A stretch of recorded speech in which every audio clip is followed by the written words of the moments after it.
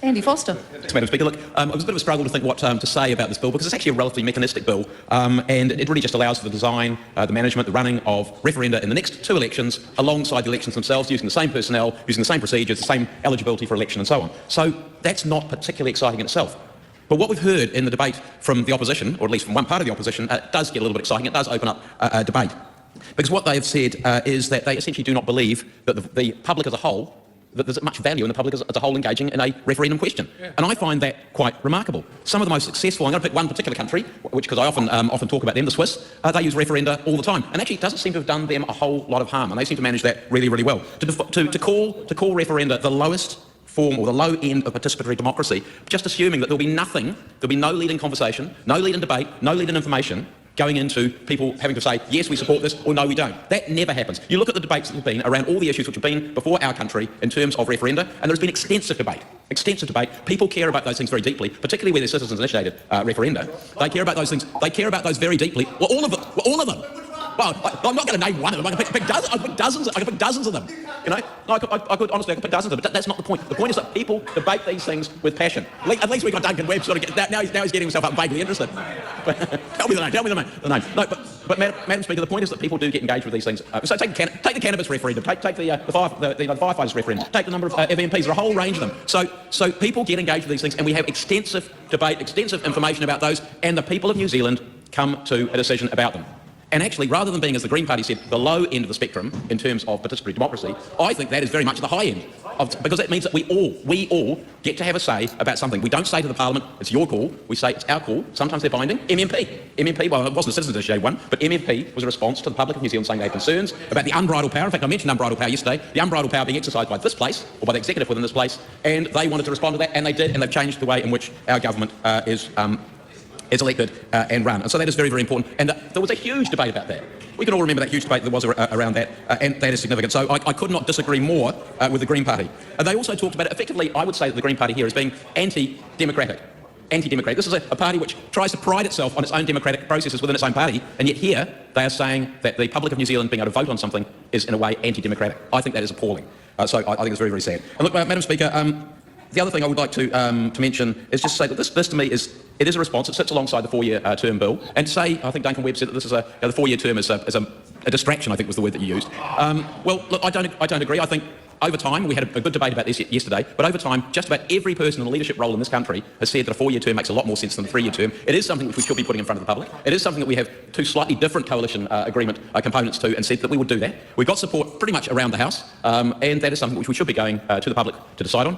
The way in which people get elected is the decision for the public, not the decision for parliamentarians, and I commend this bill to the House to support that other bill.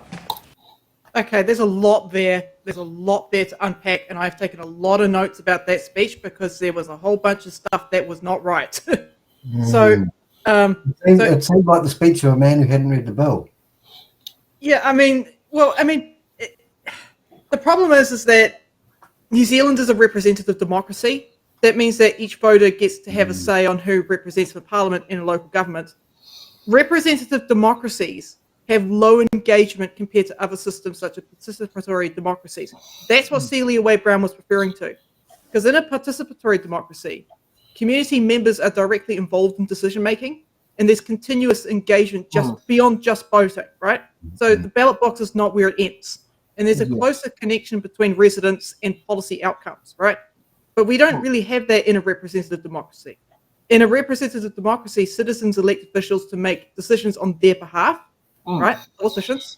Engagement primarily through voting in elections, so every 3 or, God forbid, 4 years, and can lead to disconnect between elected officials and constituents. But I just want to quickly go over this to the Swiss, because he says the Swiss, they use referenda all the time, and, well, actually it doesn't seem to have done them a whole lot of harm, and they seem to manage that really, really well. There's a couple of things to note here.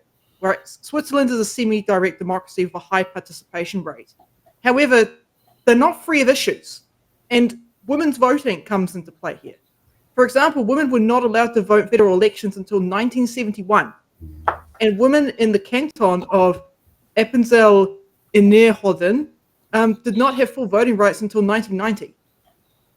The other thing that's different about Switzerland is they also have a double majority system, which means that the passing of of constitutional amendment by popular vote requires that not only must the majority of people vote for an amendment, but a majority of cantons, so that's like kind of like independent regions, must also give their consent. So it's like there's two voting systems. There's a lot there that's so different about the Swiss system from ours. We can't. I mean, also, this is also something worth noting. The gun ownership rate in Switzerland is one of the highest in the world, but it's one of the highest of responsible gun ownership. Yep. And that's why you don't hear about mass murders in Switzerland, because people actually know how to operate guns. I'm also interested with how corporations work over there when it comes to advertising referendum, because I think that's something else that needs to be looked at. Yeah.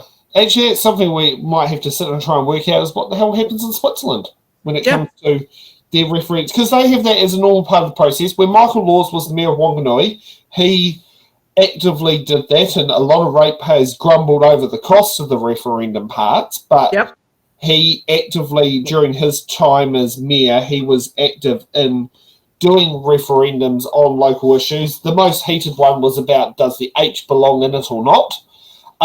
But he had a lot of other ones. He was known as the mayor of referendums. Yeah, I mean, living in Switzerland is not cheap. This stuff costs money. Yeah. Right. Yeah, and like considering, because Michael Laws would have a referendum every year. Probably usually in the lead up to every long-term plan and every annual plan, he would have a referendum. And then when he stepped back or lost the election or something, that all died away under his successor. It seemed like a very shallow reference to Switzerland to try and say nothing to see here about the bill. Yeah. Yep. It's like, there are some times where we don't want to be like Switzerland, and I just gave an example of women's voting. It's like, Whereas, like, we're looking at women had the right to vote in, not, was it 1893? They were allowed to stand in local government. Yeah, we had the second female elected in the world, and the only reason why we had the second and not the first was because in the United States, in one particular state, the law stated men were only allowed to vote, but it didn't state men. It didn't state whether there was a gender to hold a position, and that's how women who got elected to office as mayor as a joke. So she couldn't vote, but she could be the mayor. Yep. Whereas Catherine Drever, I think, is New Zealand's first mayor, and she won the election because her husband was too into the job, and she got shoulder tapped by the public saying, well, if we can't have your husband, can we have your wife? And that's how we ended up with our first mayor. It's also like how we ended up with our first female Māori MP, and our first female MP were widow successions. But I just wanted to bring up the comments about Switzerland as a warning for other libertarians. I'm a left-wing libertarian, okay? I make no secret about that. But there are things you need to learn from Switzerland's mistakes. Yeah.